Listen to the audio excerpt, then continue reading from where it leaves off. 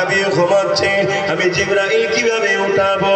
শুনে রাখো যুবকেরা, শুনে রাখেন আম্মা জান আব্বা জানেরা, এ আমার বোনেরা শোনো শোনো, তোমার আমার নেতা, তোমার আমার রাসূল, তোমার আমার শাইখা দুজাহানের সুলতানের কত সম্মান দেখো।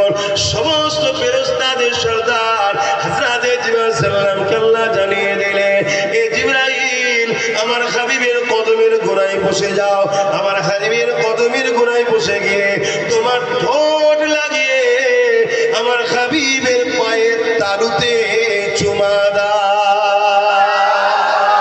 আরো জোরে বলুন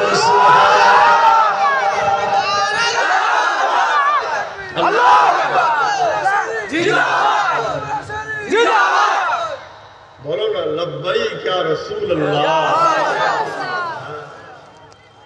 আমার নবীর সম্মান কথা বুঝছেন?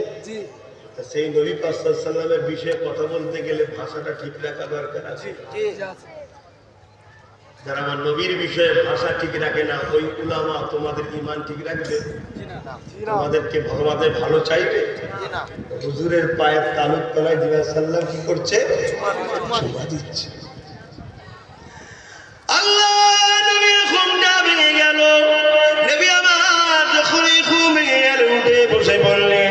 হযরত জিবরাইল সাল্লাল্লাহু সালামটা দিয়ে দিল। সালামটা দেওয়ার পর আল্লাহ নবী জিজ্ঞাসা করতে লাগলেন, ও হযরত জিবরাইল কি খবর নিয়ে এসেছেন?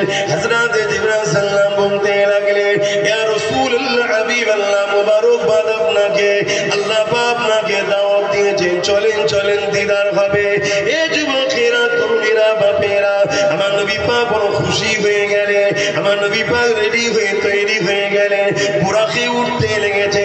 যখনই বুরাকে উঠতে যাবে, বুরা মাথা নাড়া দিতে লেগেছে, মাথা নাড়া দিতে লেগেছে, মাথা নাড়া দিতে লেগেছে, যাতে করে নেবে না এরকম বলতে লেগেছে। হযরত জিবরাইল বলতে লেগেছে,